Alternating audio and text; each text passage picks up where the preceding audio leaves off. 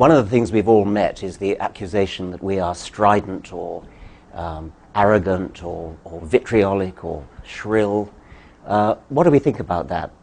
Yeah, well, I'm amused by it because I went out of my way in my book to address reasonable religious people, and I flew the draft with groups of students who were deeply religious. And indeed, the first draft incurred some real anguish. And so I made adjustments and made adjustments. And it didn't do any good in the end because I still got hammered for being rude and aggressive. And I came to realize that it's a no-win situation. It's a mug's game. The religions have contrived to make it impossible to disagree with them critically without being rude. Without being rude. They sort of play the hurt feelings card at every opportunity, and you're faced with the choice of, well, am I going to be rude, or am I going to articulate this criticism? Yeah. I mean, am I going to articulate it, or am I just going to button my lip? Right. Well, that's what it is to trespass a taboo. I think we're all encountering the fact that religion is held off the table of rational criticism in some kind of formal way, even by, we're discovering, our fellow secularists and our fellow atheists. Just leave people to their own superstition, even if it's abject and causing harm, and don't look too closely at it. Now that was, of course, the point of the title of my book, is there is this spell and we got to break it. But if the charge of offensiveness in general is to be allowed in public discourse, then without self-pity, I think we should say that we too can be offended and insulted. I mean, I'm not just in disagreement when someone like Tariq Ramadan, accepted now at the high tables of Oxford University as a spokesman, says the most he'll demand when it comes to the stoning of women is a moratorium on it. I find that profoundly much more than annoying. Right, yeah. Insulting, not only insulting, but actually threatening. But you're not offended. This is, you don't take any, I don't see you taking things personally. You're alarmed by the liabilities of certain ways of thinking, as in Ramadan's case. But he would say, or people like him would say, that if I doubt the historicity of the Prophet Muhammad, I've injured them in their deepest feelings. Right. Well, I am, in fact, I think all people ought to be offended, at least in their deepest integrity, by, say, the religious proposition that without a supernatural celestial dictatorship, we wouldn't know right from wrong. That we only live by. But are you really offended by that? Doesn't it just seem wrong? No, I say only, Sam, that if the offensiveness charge is to be allowed in general and arbitrated by the media, then I think we're entitled to claim that much without being self-pitying or representing ourselves as an oppressed minority, which I think is an opposite danger, I would admit. I'd like to add also that I agree with Daniel that there's no way in which the charge against us can be completely avoided, because what we say does offend the very core of any serious religious person at any rate. If we deny the divinity of Jesus, for example, many people will be terrifically shocked and possibly hurt. It's just too bad. I'm fascinated by the contrast between the amount of offense that's taken by religion and the amount of offense that people take against really anything else, like your artistic taste, your taste in music, your taste in art, your politics. You can be not exactly as rude as you like, but you can be far, far more rude about such things. And I'd quite like to try to quantify that, to actually do research about it, actually test people with statements about their favorite football team or their favorite piece of music or something, and see how far you can go before they take offense, compared to, is there anything else, apart from, say, how ugly your face is, that gives such... Or your husband's or wife's or girlfriend's face. Yes. Well, it's interesting you say that, because I regularly debate with the terrible man called John Donoghue of the Catholic Defence League, and he actually is righteously upset by certain trends in modern art, which tend to draw attention to themselves by blasphemy. Well, for example, Serrano's Piss Christ, or the elephant dung on the Virgin, and so. And indeed, I think it's quite important that we share with Sophocles and other pre-monotheists a revulsion to desecration or to profanity. That we don't want to see churches desecrated or indeed not. religious icons trashed and so forth. We we share an admiration for at least some of the aesthetic achievements of religion. Right. I think this whole notion of I think our criticism is actually more barbed than that, in the sense that we are offending people, but we're also telling them that they're wrong to be offended. I mean, physicists aren't offended when their view of physics is disproved or challenged. I mean, this is just not the way rational minds operate when they're really trying to get at what's true in the world. And religions purport to be representing reality, and yet there's this peevish and tribal and ultimately dangerous reflexive response to having these ideas challenged. I think we're pointing to the total liability of that. Well, and two, there's no polite way to say to somebody, you've wasted your life. Do you realize you've wasted your life? Do you realize that you've just devoted all your efforts and all your goods to a glorification of something which is just a myth? Or have you ever considered even if you say, have you even considered the possibility that maybe you've wasted your life on this? There's no inoffensive way of saying that, but we do have to say it because they should jolly well consider it. Same as we do about our own lives. Oh, absolutely. Yeah. Yes. Dan Barker's making a collection of clergymen who've lost their faith, but don't dare say so because it's their only living. It's the only thing they know what to do. I've heard from one of them, at least. Have you? Yeah. Yes. I used to have this when I was younger in arguments with the members of the Communist Party. They sort of knew that it was all up with the Soviet Union. Many of them had suffered a lot and sacrificed a great deal and struggled manfully to keep what they thought was the great ideal alive. Their mainspring had broken, but they couldn't give it up because it would involve a similar concession. Right. But that certainly, if anyone said to me, how could you say that to them about the Soviet Union? Didn't you know you were going to really make them cry and hurt their feelings? I said, don't be ridiculous. Don't be absurd. But I find it, in many cases, almost an exactly analogous argument.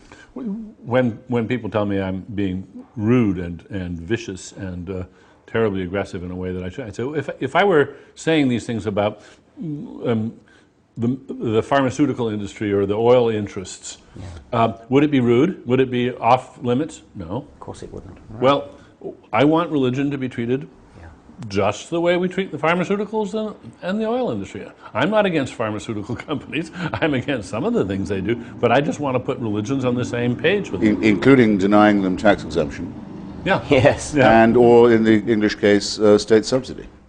I'm curious how religion acquired this charmed status that it has compared to any of these other things. I mean, somehow we've all bought into it, whether we're religious or not, and that some historical process has led to this immunization of religion against, well, this hyper offense taking that religion is allowed to take. And what's particularly amusing to me, finally, at first it infuriated me, but now I'm amused, is they've managed to enlist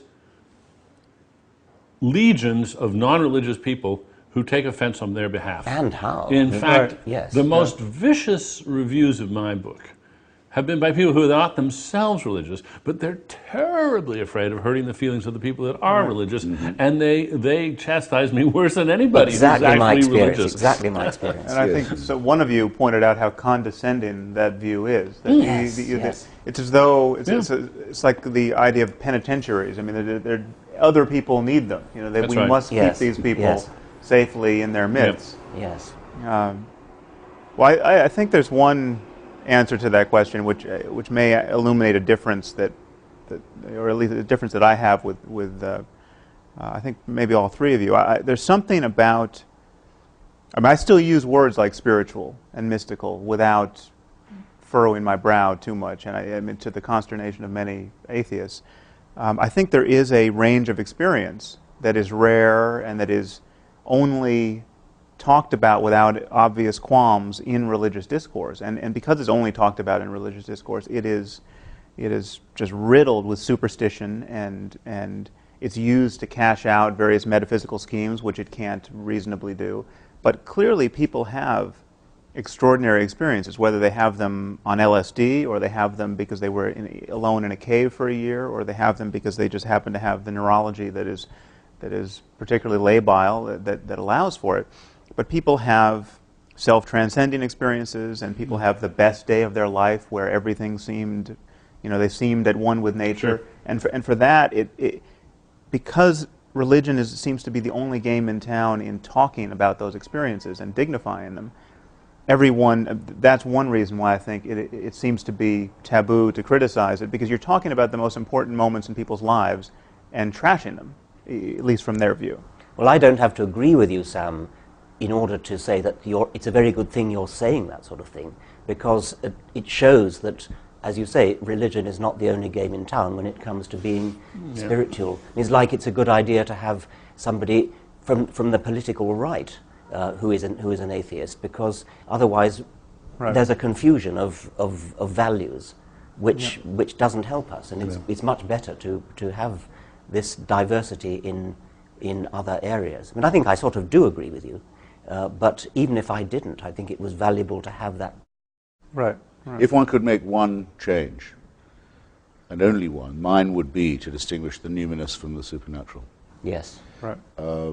You had a marvelous quotation from Francis Collins, the genome pioneer, who said, while mountaineering one day, he was just overcome by the landscape, and then went down on his knees and accepted Jesus Christ. A complete non sequitur. It's never even been suggested that Jesus Christ created that landscape. Right.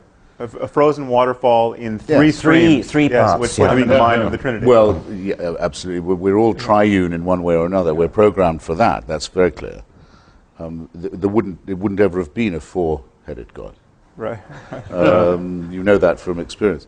But that would be an enormous distinction to make, and I think it would clear up a lot of people's confusion that what we have in our emotions, the surplus value of our personalities, the bits that aren't particularly useful for our evolution, or that we can't prove are, but that do belong to us all the same, don't belong to the supernatural and are not to be conscripted or annexed by any priesthood.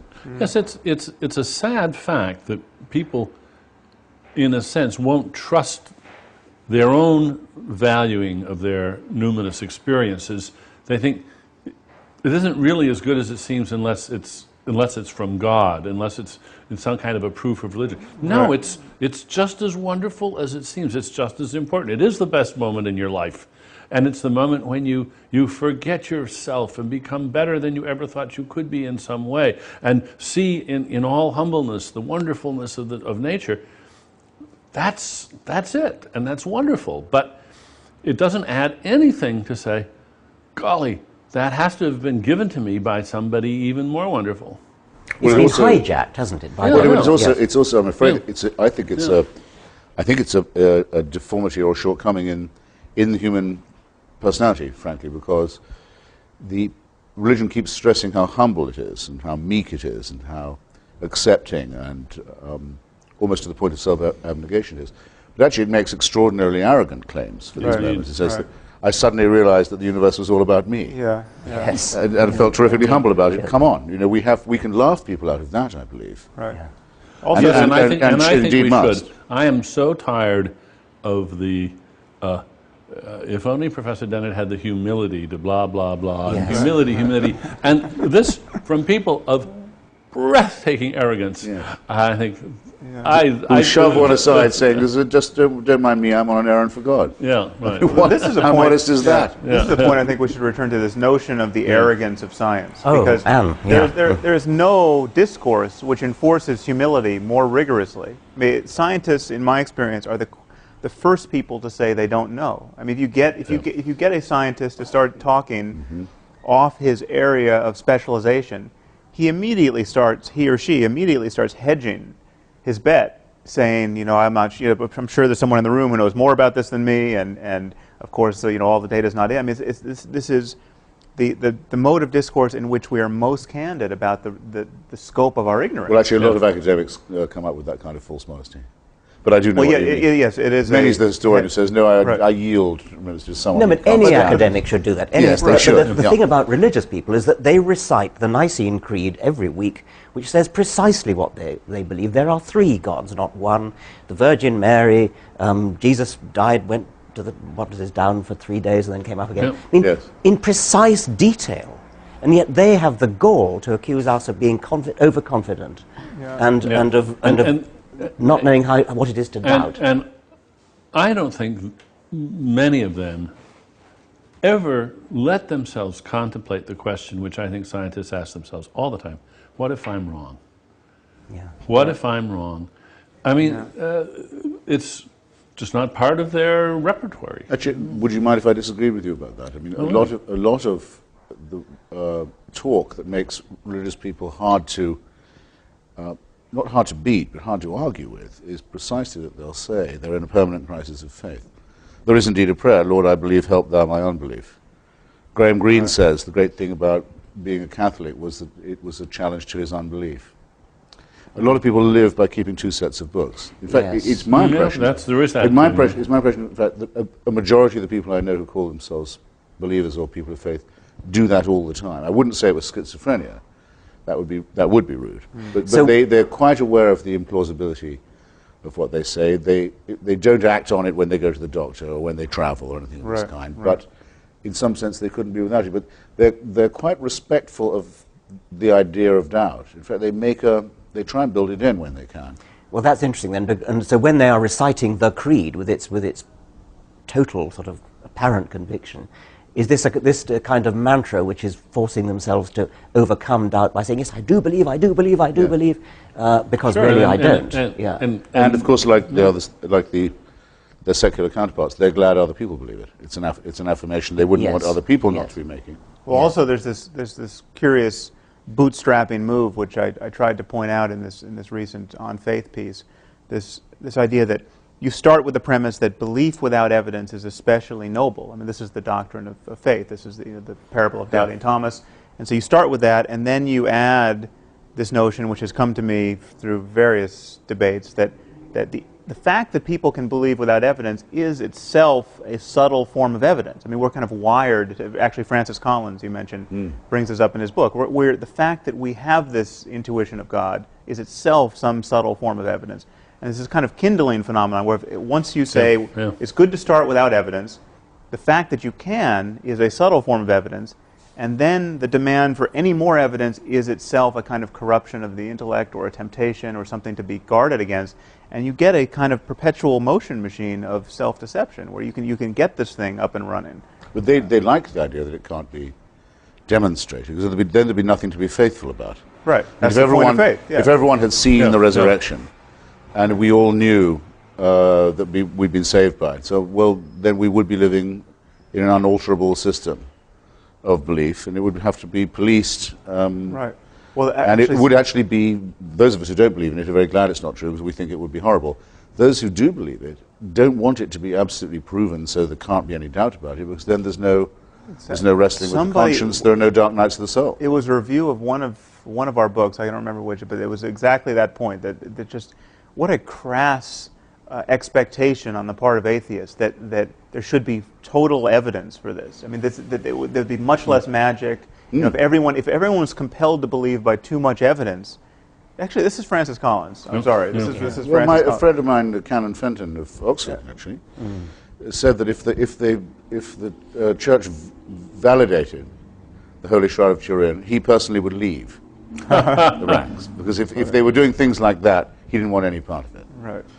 I didn't expect when I started off my book tour to be as lucky as I was. I mean, Jerry Falwell died in my first week on the road. That was amazing. Yes, that was amazing luck. I didn't expect Mother Teresa to come out as an atheist. Yes.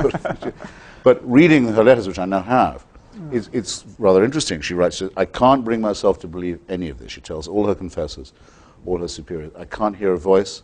I can't feel a presence, even in the Mass, even in the sacraments. No small thing. And they write back to her saying, that's good. Right. That's great. You're suffering. It gives you a share in the crucifixion. It makes you part of Calvary. You can't beat an argument like that. Right. The less you believe it, the more you're an illustration the more of faith. You prove it's true. Yeah. Yes, and the struggle, the dark night of the soul is the proof in itself. Yeah. So we just have to realize that these really are non-overlapping magisteria. We can't hope to argue with a mentality of this kind. Well, we can do just what you're doing now, and that is, we can say, look at this interesting bag of tricks that have evolved. Notice that they're circular, that they're self-sustaining, that they don't have any, that they could be about anything, and and then you don't argue with them. You simply point out that these are not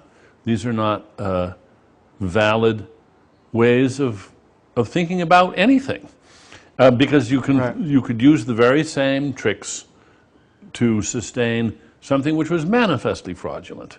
And in fact, what fascinates me is that a lot of the tricks they have their counterparts with con artists. They use the very same forms of non-argument, the very same non sequiturs, and they make, for instance, they make a virtue out of trust. And as soon as you start exhibiting any suspicion of the con man he gets all hurt on you and plays the hurt feelings card and reminds you how wonderful taking it on faith is, and how I mean, there aren't any new tricks. These tricks have evolved over. And one could add the production of bogus special effects as well, which is one of the things that completely convicts religion of being fraudulent. The belief in the miraculous. The same people will say, well, Einstein felt a spiritual force in the universe, when he said the whole point about it is there are no miracles.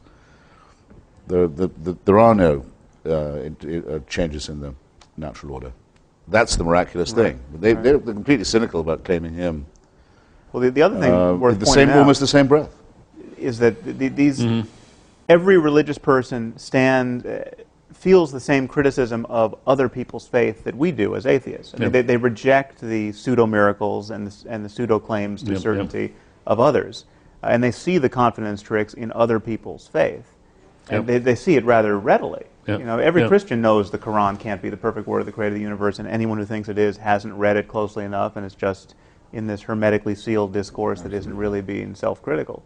And I think we're on very strong... We make a very strong case when we point that out, and point out also that whatever people are experiencing in church or in prayer, no matter how positive, the fact that Buddhists and Hindus and Muslims and Christians are all experiencing it proves that it can't be a matter of the divinity of Jesus or the unique sanctity of the Quran, or because there's 17 different ways of getting there. By the way, on that, a tiny point. It's not. I hope not a digression. It's useful bearing that in mind too when you get, as I did this morning on ABC News, the question, well, wouldn't you say religion did some good in the world? I mean, there were good people. You never don't get that argument. And by the way, there's no reason why one shouldn't. We say, well, yes, I have indeed heard it said that Hamas provides social services in Gaza. And I've even heard it said that Louis Farrakhan's group gets young black men in prison off drugs. I don't know if it's true. I'm willing to accept it might be. It doesn't alter the fact that the one is a militarized terrorist organization with a fanatical anti-Semitic ideology, and the second is a racist crackpot cult. And the other, I have no doubt that Scientology gets people off drugs too. But my insistence always with these people is, if you will claim it for one, you must accept it for them all. And the other move you can make there, if you don't, it's flat out dishonest. You can invent an ideology which, by your mere invention in that moment, is obviously untrue, which would be quite useful if propagated to billions. I mean, you could say, this is my new religion. Teach people to demand that your children study science and math and economics and all of our terrestrial disciplines to the best of their abilities. And if they don't persist in those efforts, they'll be tortured after death by 17 demons. This would be extremely useful, and it would be far more useful than Islam, propagated to billions. And yet, what are the chances that the 17 demons exist? Zero. There's a slipperiness too, isn't there, about one way of speaking to sophisticated intellectuals and theologians, and another way of speaking to congregations, and above all, children. And I think we've all of us been accused of going after the easy targets of the Jerry Falwells of this world and ignoring the sophisticated professors of theology.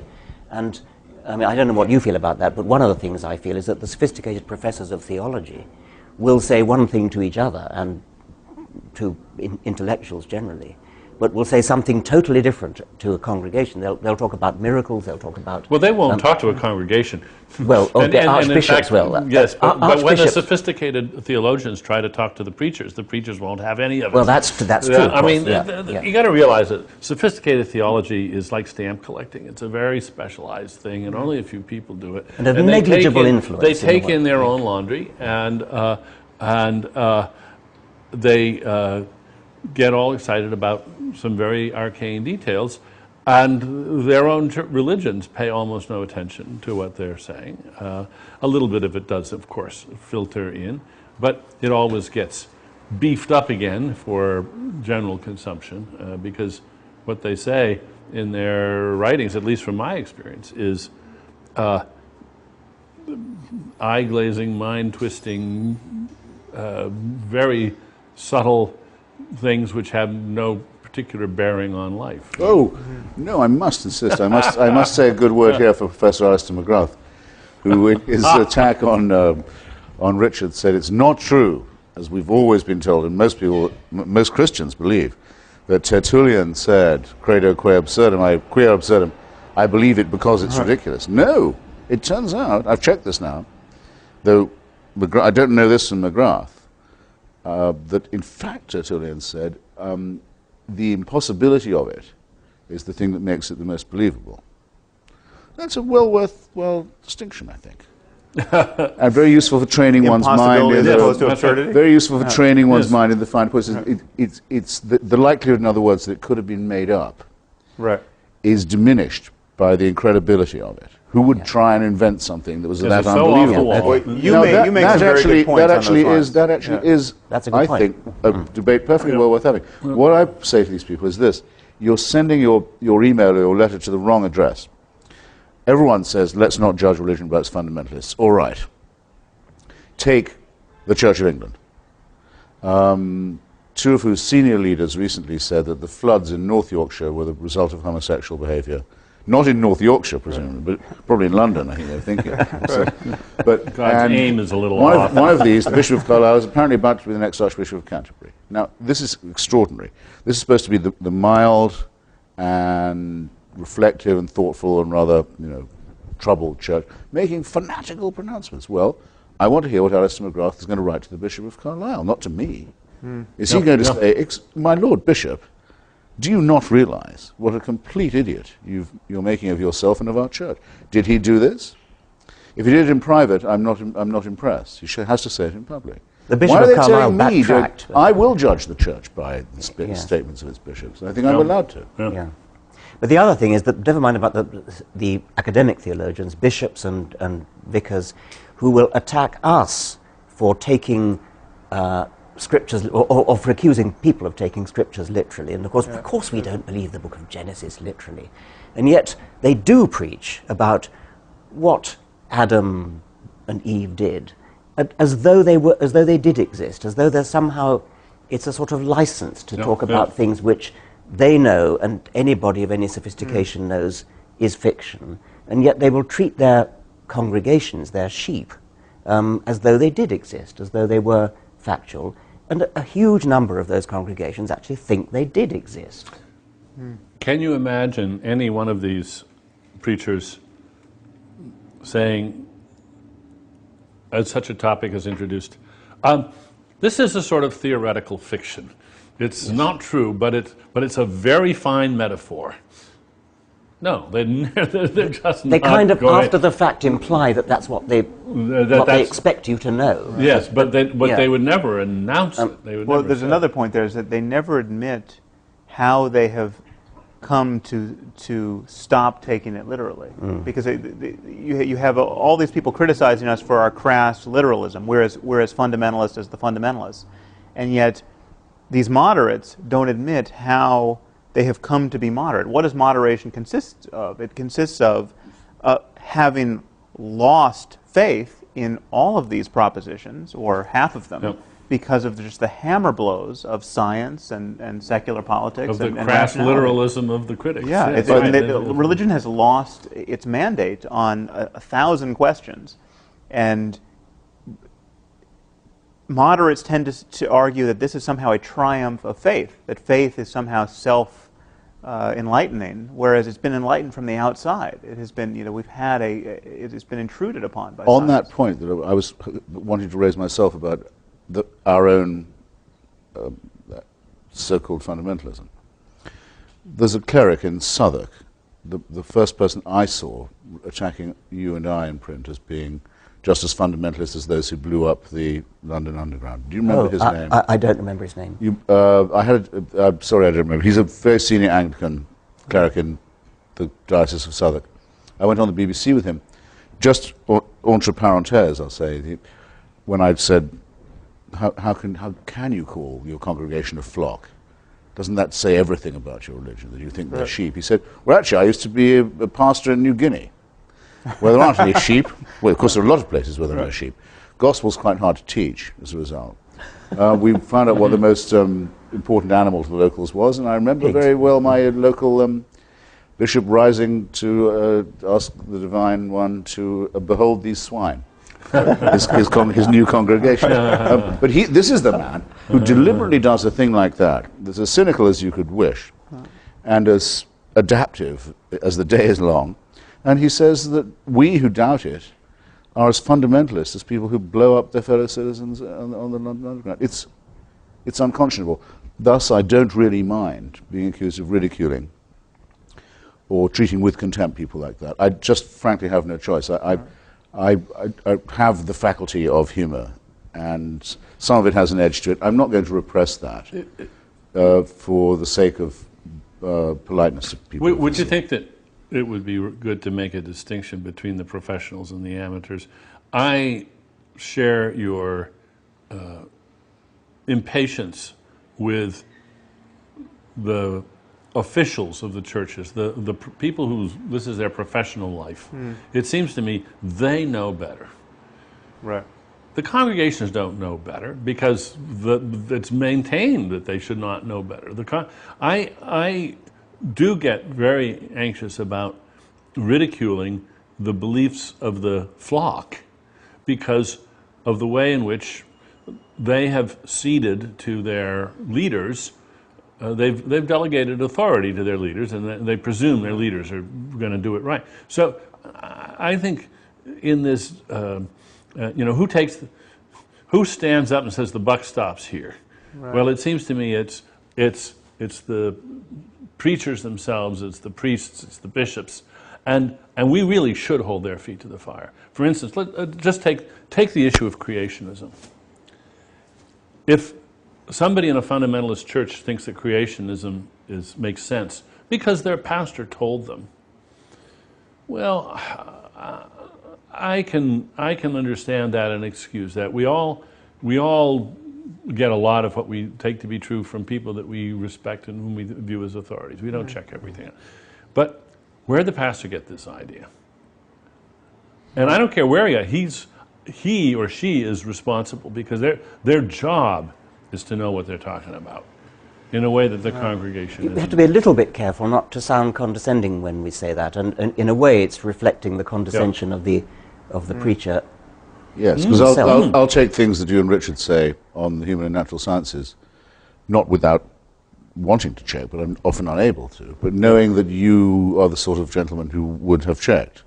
If you say, the bishop told me it, so I believe it, you make a fool of yourself, it seems to me, and one is entitled to say so. Just as one is entitled when dealing with an ordinary racist to say that his opinions are revolting. Right. He may know no better, but that's not going to save him from my condemnation. And nor should it. And I think exactly it's condescending not to confront people, as it were, one by one, or en masse. So public opinion is often wrong. Mob opinion is almost always wrong. Let's linger on this opinion is issue of wrong. authority. Religious opinion is wrong by definition. We can't avoid this. I wanted to intrude the name H.L. Mencken at this point. Mm-hmm. Now a very and justly celebrated American writer. Not particularly to my taste, much too much of a Nietzschean, and what really was once meant by social Darwinists at one stage. But why did he win the tremendous respect of so many people in this country in the 20s and 30s? Because he said the people who believe what the Methodists tell them and what William Jennings Bryan tells them are fools. They're not being fooled, they are fools. They should... Shame on them for believing these. Yes, they make themselves undignified and ignorant, and no mincing of words here, and a great admixture of wit and evidence and reasoning. It absolutely works. It's the most successful anti-religious polemic there's probably ever been in the modern world.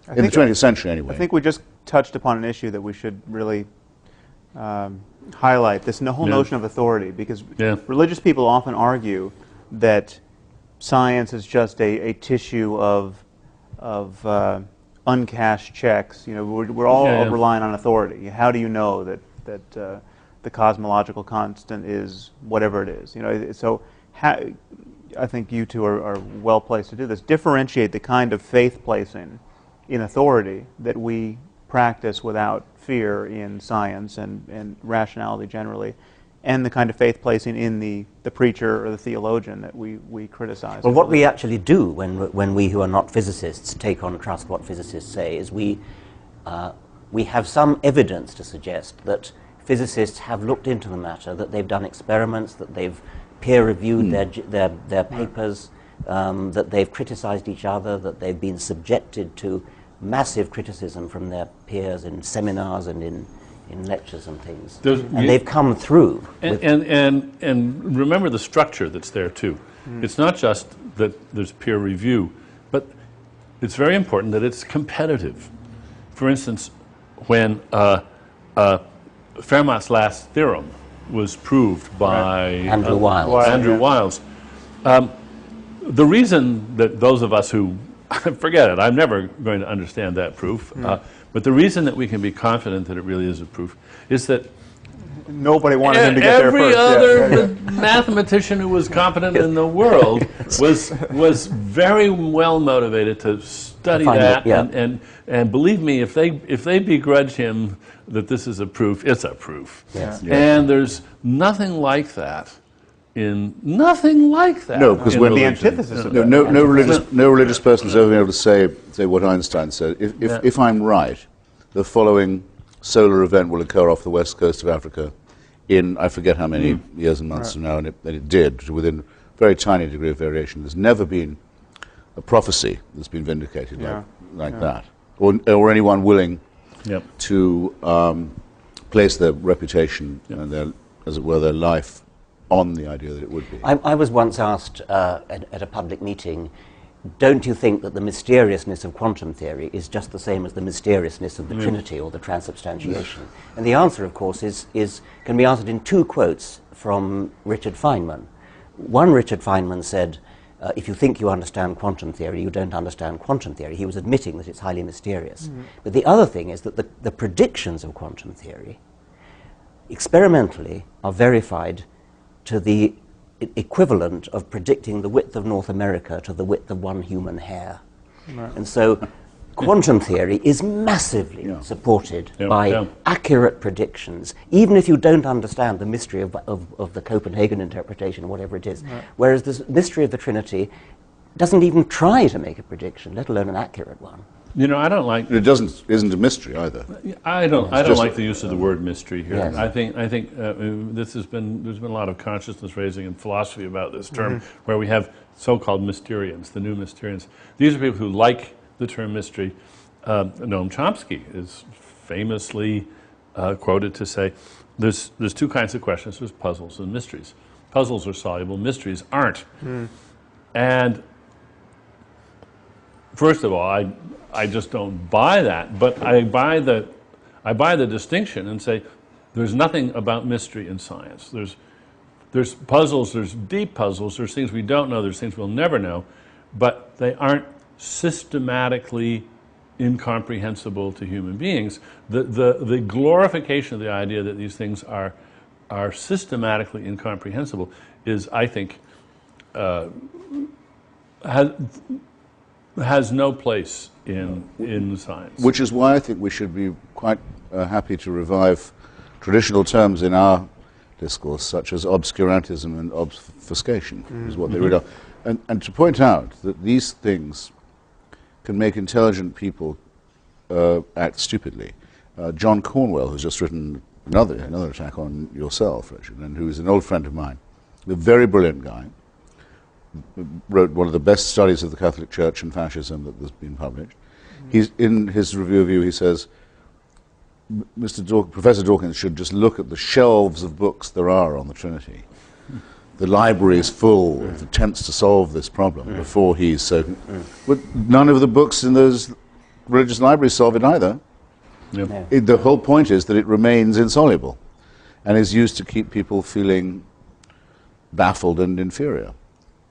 But I want to come back to the thing about mystery in physics, because isn't it possible that our evolved brains, because we evolved in what I call middle world, where we never have to cope with either the very small or the cosmologically very large, we may never actually have an intuitive feel for what's going on in quantum mechanics, but we can still test its predictions. We can still actually do the mathematics and do the physics to actually test the predictions, because anybody can read the dials on a... Right. I think what we can see is that what scientists have constructed over the centuries is a series of tools, mind tools, thinking tools, mathematical tools, and so forth, which enable us to some degree to overcome the limitations of our evolved brains, our Stone Age, if you like, brains. And overcoming those limitations is not always direct. Sometimes you have to give up something. Yes, you'll just never be able to, as you say, to be able to think intuitively about this. But you can know that even though you can't think intuitively about it, there's this laborious process by which you can make progress, and you do have to cede a certain authority to the process, but you can test that, and it can carry you from A to B. In the same way, if you're a quadriplegic, an artificial device can carry you from A to B. Doesn't mean you can walk from A to B, but you can get from A to B. Yes, and the bolder physicists will say, "Well, who cares about intuition? I mean, just look at the math." That's right. They are comfortable with with living with their prostheses. Well, the perfect example of that is just dimensions beyond 3, because we can't visualize a 4th dimension or a 5th, but it's trivial to represent it mathematically, and so we can move into other domains. And now we teach our undergraduates how to manipulate n-dimensional spaces and to think about vectors in n-dimensional spaces, and they get used to the fact they can't quite what you do is you imagine 3 of them and say, you wave your hand a little bit and say, more of the same. But you check your intuition by running the maths, and it works. But it's easy to do something. Say you're a psychologist looking at personality, and you say there are 15 dimensions of personality, and you could think of them as being 15 dimensions in space. And anybody can see that you can imagine moving along any one of those dimensions with respect to the others, and you don't actually have to visualize 15-dimensional space. No, and you give up that demand, and you realize, I can live without that. It would be nice if I could do that, but hey, I can't see bacteria with the naked eye either. I can live without that. But I think there's one. I was challenged on that. I was challenged on the radio the other day by someone. Can't see bacteria. He had to be fairly quiet. No, said that I believed in atoms on no evidence because I'd never seen one. Not since George Galloway said to me that he'd never seen a barrel of oil. Right. That's cute. But you realize that people at this point, they're wearing themselves right down to their uppers. I mean, they're desperate when they get to this stage. The reason I say it is because I think it could, I don't want us to make our lives easier, but it makes the argument a little more simple. We are quite willing to say there are many things we don't know. Haldane, I think it was, said, the universe is not just queerer than we understand, it's queerer than we can understand. We know there'll be great new discoveries. We know we'll live to see great things, but we know there's a tremendous amount of uncertainty. That's the whole distinction. The believer has to say not just that there is a God, the deist position, that there may be a mind at work in the universe, a proposition we can't disprove, but they know that mind, and can interpret it. They're on good terms with it. They get occasional revelations from it. They have a book that is verbatim briefings from it. Now, any decent argument, any decent intellect has to begin by excluding people who claim to know more than they can possibly know. You start off by saying, well, that's wrong to begin with. Now can we get on with it? So theism's gone in the first round. It's off the island. Exactly. It's out of the show. That's a footnote I wanted to add to what Dan was saying. Even if mystery was somehow something we had to just, a bitter pill we have to swallow in the end. We are cognitively closed to the truth at some level. That still doesn't give any scope to theism.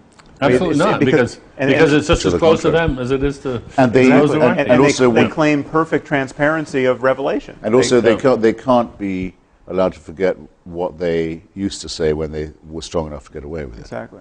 Yeah. Which is, this is really true, right, in every detail. And if you don't believe it, we'll kill you. Yes. Yeah. We'll kill you, and it may take some days to kill you, but right. we will get the job done. Yes. Yeah. They wouldn't have the power they have now if they hadn't had the power they had then. Right. And you know, what you just said, Christopher, actually, I think terror strikes anxiety in a lot of religious hearts, because it just hasn't been brought home to them that this move of theirs is just off limits. It's just not. It's not the game. It's not. It doesn't. You can't do that. And they've been taught all their lives that you can do that. This is a legitimate way of conducting a discussion. And here suddenly we're just telling them, I'm sorry, that is not a move in this game. In fact, it is a disqualifying move. Right. And precisely they the find move that you can't be respected for making. Yeah, yes. Just adumbrate the move for me a bit, if you would, or for us. Perhaps only for me. Say what you think that move is. Somebody plays the faith card. Yes. They say, look, I am a Christian, and we Christians, we just have to believe this, and that's it. At which point, I guess the polite way of saying it is, well, okay, if that's true, you'll just have to excuse yourself from the discussion because you've declared yourself incompetent to proceed with an open mind. Now, if you really can't defend your view, then sorry, you can't put it forward. We're not going to let you play the faith card. Now, if you want to defend what your holy book says in terms that we can appreciate, fine. But because it says it in the holy book, that just doesn't cut any ice at all. And if you think it does, you're clearly, that is, first of all, that's just arrogant. It is a bullying move, and we're just not going to accept it. And it's a move that they don't accept when done in the name of another faith. Exactly. But now, in which case, could I ask you something, all three of you who are wiser than I on this matter, what do we think of Victor Stenger's book that says that we can now scientifically disprove the existence of God? Do you have a view Which of God? this? I haven't read the book. Which God? The God of any kind of... Either creating one, or supervising one, and certainly an intervening one. I mean, I think that's fairly exhaustive. My view had always been that since we have to live with uncertainty, only those who are certain leave the room before the discussion can become adult. Victor Stenger seems to think now we've got to the stage where we can say with reasonable confidence it's disproved, not vindicated or better explanation proposed. But I just thought it'd be an interesting proposition because it matters a lot to me that our opinions are congruent with uncertainty. Right.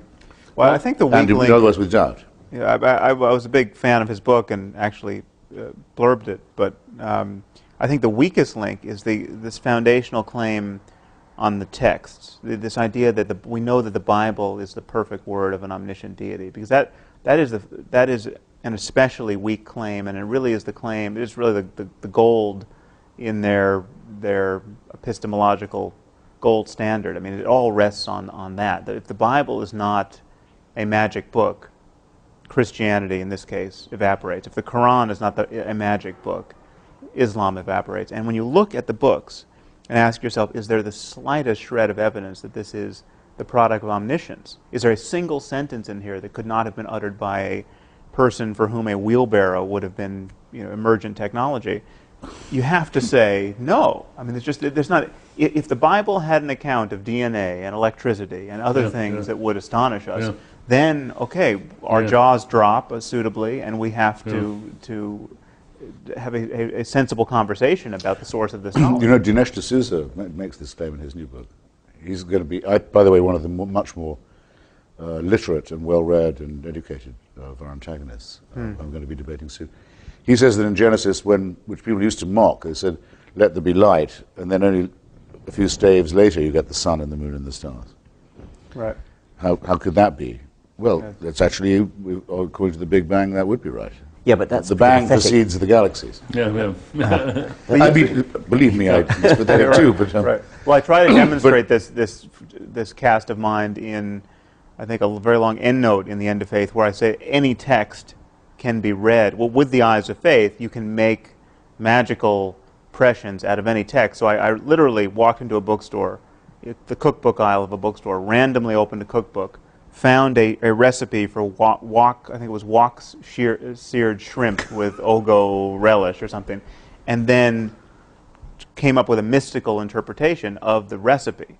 And you can do it. I mean, you can connect the dots with any crazy text well, and find wisdom in it. Michael Shammer did it with the Bible code. Right, I haven't seen that. The hidden messages in the Bible. Yeah. Very, very good. You can absolutely, you can write yesterday's headlines from it Right. anytime you like. Yeah. I have a question for the three of you. Is there any argument for faith, any challenge to your atheism that has given you pause, that has sent you back on your heels, where you felt you didn't have a ready answer, etc.? I actually can't think of any. I mean, I think the closest is the idea that the fundamental constants of the universe are too good to be true, and that does seem to me to need some kind of explanation if it's true. I mean, Victor Stenger doesn't think it is true, but many physicists do. I don't think. I mean, it certainly doesn't in any way suggest to me a creative intelligence, because you're still left with the problem of explaining where that came from. Right. And a creative intelligence who's sufficiently creative and intelligent enough to fine-tune the constants of the universe to give rise to us has got to be a lot more fine-tuned himself than... Why create all the other planets in our solar system dead? Well, that's a separate question. Yeah, say, well, if it's that good. Yeah. I mean, Yes.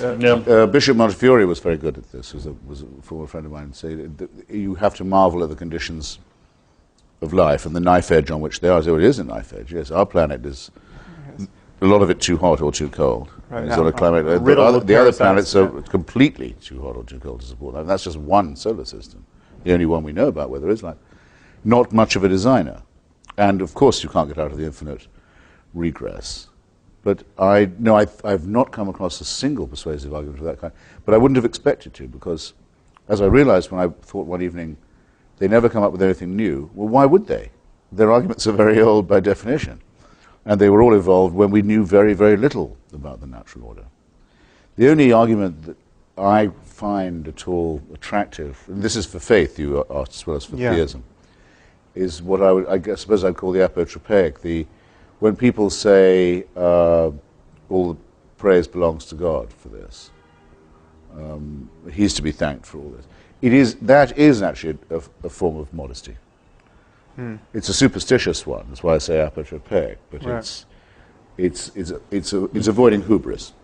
It's also for that reason, obviously pre-monotheistic. But religion does or can help people to avoid hubris, I think, morally and intellectually, and that might be a. But that's not an argument that it's true. Oh, for heaven's sake! No, there are and cannot be any such arguments. I think. Well, maybe I should broaden this question. No, wait a minute. I think. But before you answer, Dan, I could give you several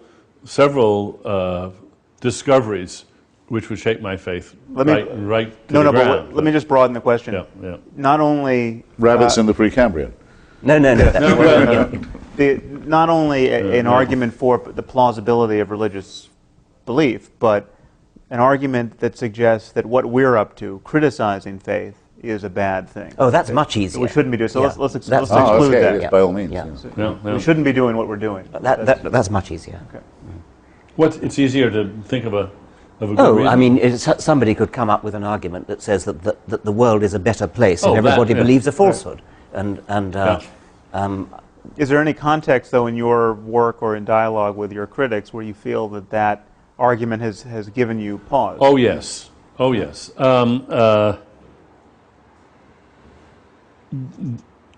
Not so much in Breaking the Spell, but when I was working on my book on free will, Freedom Evolves, I kept running into critics who who were basically expressing something very close to a religious view, namely, look, free will is such an important idea. If we gave up the idea of free will, we would have, people would lose a sense of responsibility and we would have chaos.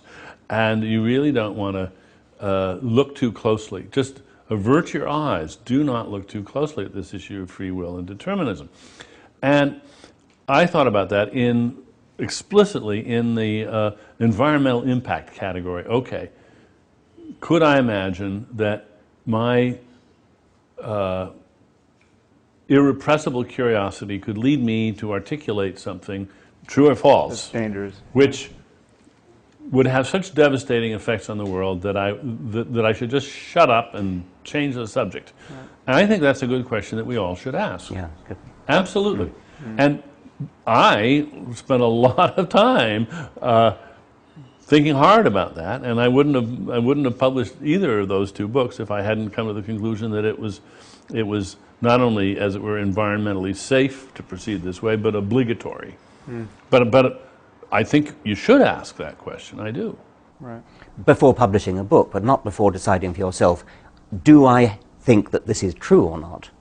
One should never do what some politically motivated, often, critics do, which is to say, this is so politically obnoxious that it cannot be true. Oh, yeah. And which is a different it's a different thing entirely. Yeah. No.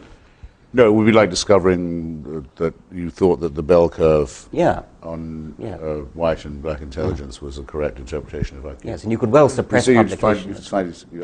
Now I've looked at all this stuff again, I'm absolutely, so you could say, now what am I going to do? Fortunately, these questions don't in fact present themselves in that way. I'll tell you one place where it's presented itself to me. This, I think it was an op-ed in the LA Times, I could be mistaken, but someone argued that the reason why the Muslim population in the U.S. is not radicalized the way it is in Western Europe is largely the result of the fact that we honor faith so much in our discourse that they have not become, the community has not become as insular and as grievance-ridden as in Western Europe. As in Western Europe. Now, I don't know if this is true, but if it were true, that gave me a moment's pause. That would be of interest. James Wolfenson, of later the World Bank, recently the negotiator on Gaza, says that he firmly believes that he had tremendous influence for good with the Muslim Brotherhood and Hamas because he was an Orthodox Jew. If so, I think it would be disgusting, I have to say.